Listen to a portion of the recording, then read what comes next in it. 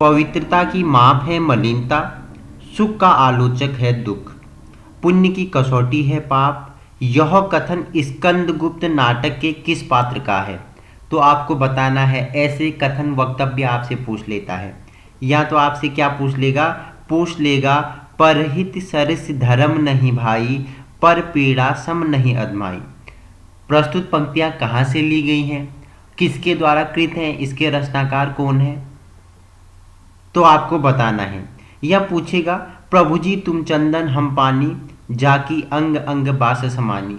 प्रस्तुत पंक्तियों के रचयिताकार कौन है?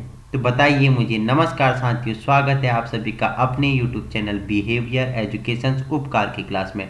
जुड़ जाइए फटाफट एक सकारात्मक ऊर्जा के साथ, कॉपी कलम उठा लीजिए और मेरे साथ आपको नोट्स बनाते हुए चलना है। भाग 17 के बारे में आज हम परिचर्चा करने वाले हैं। इससे पहले हमारे 16 भाग क्या हो गए हैं, कंप्लीट हो गए हैं। आगामी सभी परीक्षाओं के लिए आपके लिए क्या होगा, लड्डू रामबाण, या कहीं ना कहीं आपके लिए क्या होगा, VIMP होगा। यहाँ से बाहर कहीं जाएगा ही नहीं।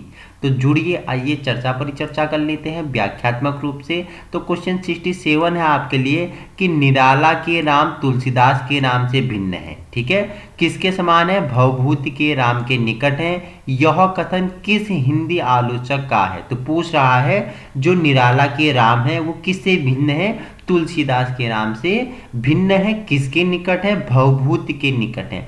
तो यह कथन किस हिंदी आलोचक का है? तो बेटा आंसर लगाना है किसका है, डॉक्टर रामविलास शर्मा जी क्या बोलते हैं कि निराला के राम तुलसीदास के राम से भिन्न है और भवभूति के निकट है। ठीक है, क्वेश्चन नंबर 68 है आपके लिए, निराला को कैसा कवि माना जाता है? तो निराला कैसे कवि थे बेटा? आपके क्रांतिकारी कवि इन्हें माना जाता है। ठीक है, निर्गुण भक्ति काव्य का प्रमुख कवि कौन है बेटा? तो कबीरदास आपको आंसर लगाना है। ठीक है, निर्गुण भक्ति काव्य का प्रमुख कवि पूछे तो कबीरदास के साथ आपको चले जाना है। ठीक है, निशा निमंत्रण के रचनाकार कौन है? बेटा निशा निमंत्रण सुनते ही मेरे मन में एक ख्याल आता है। बेटा क्या ख्याल आता है? कि लहरों से डरकर नौका पार नहीं होती, कोशिश करने वालों की कभी हार नहीं होती। बेटा आत्म परिचय बेटा। ठीक है, मधुशाला मधुबाला मधु कलश हो गया, दो चट्टानें हो गई, किसकी रचनाएं हैं बेटा? तो मुझे बता दो, हरिवंश राय बच्चन जी की रचनाएं हैं। उसी के साथ हमारा आंसर चला जाएगा। निशा निमंत्रण पूछे तो हरिवंश राय बच्चन जी। ठीक है, सॉरी। नेक्स्ट क्वेश्चन है न्यूमिस्मेटिक्स क्या है? तो बेटा क्या है, सिक्कों व धातु के अध्ययन को क्या बोलते हैं?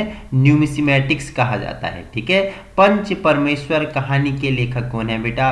तो पंच परमेश्वर पूछे, पूस की रात पूछे, सोजे वतन पूछे, मंगलसूत्र पूछे, कफन पूछे, गोदान पूछे, गबन पूछे, निर्मला पूछे, कर्मभूमि पूछे, या पूछ ले कि अगर किसान के बेटे को गोबर से बदबू आने लग जाए तो सोचना देश में क्या है, अकाल पड़ने वाला है। मैं एक मजदूर का बेटा हूँ, जिस दिन कुछ लिखूंगा नहीं उस दिन मुझे खाने का कोई हक नहीं। ये प्रमुख रचनाएं और प्रस्तुत पंक्तियां किसकी है? तो बेटा धनपत राय श्रीवास्तव जी का है। तो बेटा कौन थे धनपत राय श्रीवास्तव? तो बेटा प्रेमचंद जी का वास्तविक नाम क्या था? धनपत राय श्रीवास्तव इनका क्या था, वास्तविक नाम था। बेटा कलम का सिपाही, बेटा याद आ गया तुम्हें। ठीक है, क्वेश्चन नंबर नेक्स्ट है 73 आपके लिए, पंचवटी में कौन सा समास है बेटा? द्विगु समास आपका राइट आंसर हो जाएगा। ठीक है, पद्मावत किसकी रचना है बेटा? बहुत बच्चे जानते हैं किसकी रचना है, मलिक मोहम्मद जायसी द्वारा रचित रचना है, जिसे हम किस नाम से जानते हैं बेटा?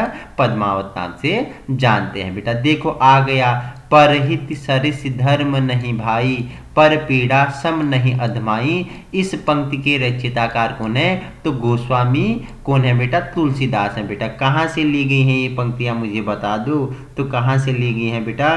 तो रामचरितमानस से ली गई हैं बेटा। ठीक है, देखो बता दूं मैं आपको बेटा क्या होता है, परहित सरस धर्म नहीं भाई। बेटा दूसरों की भलाई करोगे उससे बड़ा कोई धर्म नहीं है। ठीक है, दूसरों की सेवा दूसरों की भलाई करने से बड़ा कोई क्या नहीं है, धर्म नहीं है। और दूसरे को अगर पीड़ा पहुंचाओगे तो उससे बड़ा कोई अधर्म नहीं है, तुलसीदास जी बोलते हैं, रामचरितमानस से लिया गया है। ठीक है, क्वेश्चन नंबर 76 है बेटा आपके लिए, पल्लव के रचयिताकार कौन है बेटा?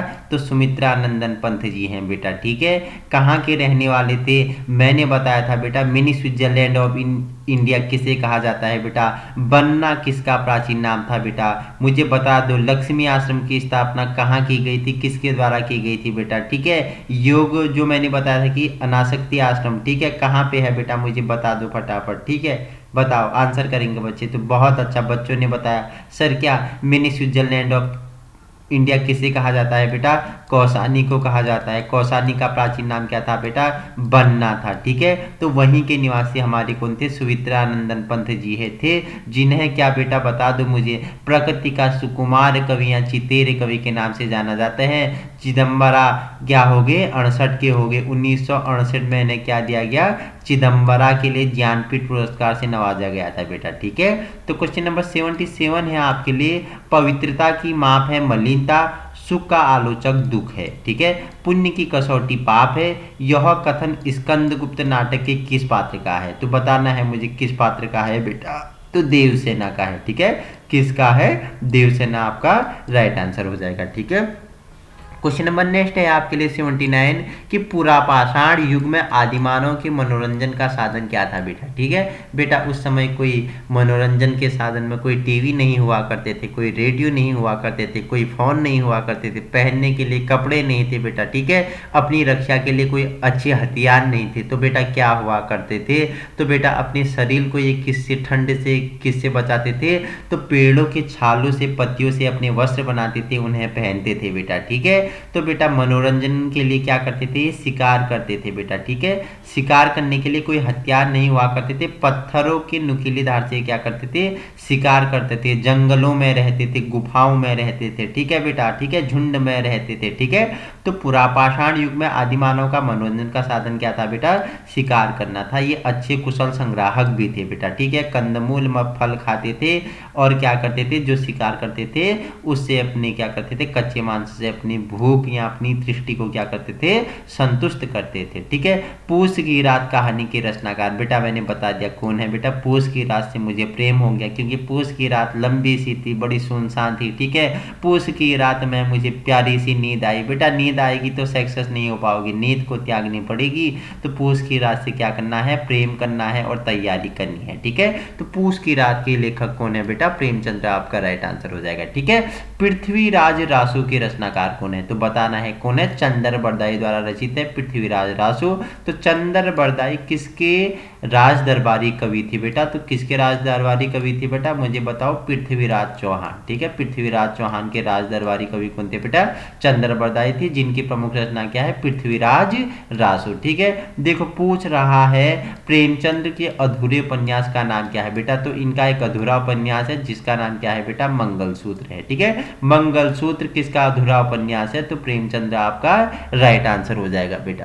प्रकृति के सुकुमार कवि किसे कहा जाता है बेटा? बहुत बार मैंने बता दिया है, हर बार मैं आपके लिए रिपीट करता हूं कि प्रकृति के सुकुमार कवि किसे कहा जाता है? तुम तो मेरे दशरथ मान जी हो बेटा, जब तक तोड़ोगे नहीं तब तक छोड़ोगे नहीं। रात नहीं ख्वाब बदलता है, मंजिल नहीं कारवा बदलता है। जज्बा रखो जीतने का, क्योंकि किस्मत बदले न बदले पर वक्त जरूर बदलता है। तो प्रकृति का सुकुमार कवि किसे बोला जाता है बेटा? सुकुमार या चितेरे कवि। तो सुमित्रानंदन बनता आपका राइट आंसर हो जाएगा। इनका वास्तविक नाम, बचपन का नाम, या इन्हें गांव में गुसे या से या गुसाई दत्त के नाम से जानते थे बेटा, ठीक है। क्वेश्चन नंबर 84 आपके लिए है कि प्रगतिवाद उपयोगितावाद का दूसरा नाम है। यह कथन किसका है? तो नंद दुलारे वाजपेयी क्या बोलते हैं? जो प्रगतिवाद है बेटा वो क्या है? उपयोगितावाद का दूसरा नाम है, ठीक है। प्रथम सूफी प्रेमाख्यानक काव्य के रचयिताकार कौन है? तो प्रेमाख्यानक काव्य के रचनाकार पूछता है तो कौन है बेटा? मुल्ला दाऊद आपका राइट आंसर हो जाएगा। प्रभात फेरी काव्य के रचनाकार बेटा इंपोर्टेंट है, प्रभात फेरी काव्य के रचनाकार कौन है बेटा? नरेंद्र शर्मा है, ठीक है। प्रभु जी तुम चंदन हम पानी, जाकी अंग अंग बास समानी, प्रस्तुत पंक्ति के रचयिताकार कौन है बेटा? तो रेदेश द्वारा लिखा गया है, ठीक है। प्राचीन का विलोम क्या है? तो प्राचीन का विलोम बेटा पूछा गया है अर्वाचीन होता है, ठीक है, याद रखना। प्राचीन काल में मानव द्वारा किस अनाज का प्रयोग हुआ था? तो चावल का प्रयोग हुआ था प्राचीन काल में। ठीक है, प्राचीन भारत में कौन सी लिपि दाईं से बाईं ओर लिखी गई थी? तो जो बेटा जो खरोष्टी लिपि थी ना, वो कहाँ से बेटा?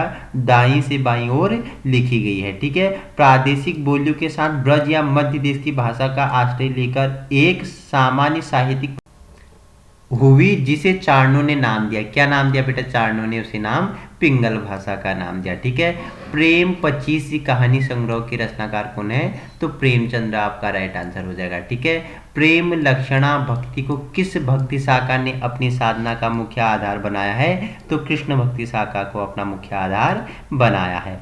प्रेमचंद्र के अधूरे उपन्यास का नाम बेटा बता दिया, क्या था? मंगलसूत्र आपका राइट आंसर हो जाएगा। देखो बेटा, इनका एक और उपन्यास था बेटा, बताओ मुझे, सोजे वतन किसकी बेटा? किसका है बेटा? बता दो मुझे। इसे ब्रिटिश सरकार चोर के ले गई बेटा। ठीक है, अंग्रेजों के पास है सोजे वतन। ठीक है, किसकी है? प्रेमचंद्र जी की है सोजे वतन। ठीक है, प्रेम सागर के लेखक कौन है बेटा? तो लल्लू लाल द्वारा रचित है प्रेम सागर। ठीक है, बांगरू बोली किस बोली के निकट संबंध है? बांगरू बोली का किस बोली के निकट संबंध है? तो खड़ी बोली आपका राइट आंसर हो जाएगा। ठीक है, बिहारी किस काल के कवि थे बेटा? तो रीतिकाल के कवि आपके बिहारी जी हैं। ठीक है, बिहार किस राजा के दरबारी कवि थे? तो जयपुर नरेश जयसिंह के दरबारी कवि होते हैं अपने बिहारी। ठीक है, बूंदे ने हर बोलो के मुख हमने सुनी कहानी थी, खूब लड़ी मर्दानी वो तो झांसी वाली रानी थी। इस पंक्ति के रचयिताकार कौन है बेटा? तो सुभद्रा कुमारी चौहान है बेटा। आपने पढ़ा होगा कक्षा 7 या 8 में कि चमक उठी सन 57 में वह तलवार पुरानी थी, बूंदे ने हर बोलो के मुख हमने सुनी कहानी थी, खूब लड़ी मर्दानी वो तो झांसी वाली रानी थी। प्रस्तुत पंक्तियां किसकी है? सुभद्रा कुमारी चौहान जी की हैं। इंपोर्टेंट है, 4 स्टार लगा लेना। ठीक है, क्वेश्चन नंबर 100 है आपके लिए कि बूंदी नरेश महाराज भाव सिंह का आश्रित कवि कौन था? तो कौन था बेटा? मतीराम आपका राइट आंसर हो जाएगा। क्वेश्चन नंबर अंतिम आपके लिए 101 है, बेताल 25 के रचनाकार कौन है बेटा?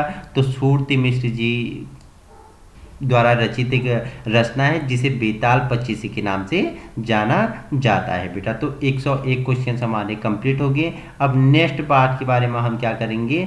अगले सीरीज में चर्चा करेंगे कि बैर क्रोध का आचार या मुरब्बा है, इस पंक्ति के रचयिताकार कौन है बेटा? 5 स्टार लगा लीजिए, ऐसे ही प्रश्न पूछ लेगा बेटा आपको अगली परीक्षा में, देख लेगा कि बता दो कि बैर क्रोध का आचार या मुरब्बा है बेटा। आचार या मुरब्बा है, जो क्या है? बैर और क्रोध है वो आचार का क्या है बेटा? खाने वाला आचार का क्या है? मुरब्बा है। मुरब्बा क्या होता है? मीठा होता है। तो किसकी पंक्तियां हैं? तो रामचंद्र शुक्ल की हैं। ठीक है, तो इसी प्रकार की वीडियो पाने के लिए आप हमारे यूट्यूब चैनल बिहेवियर एजुकेशन उपकार की क्लास को क्या कर सकते हो?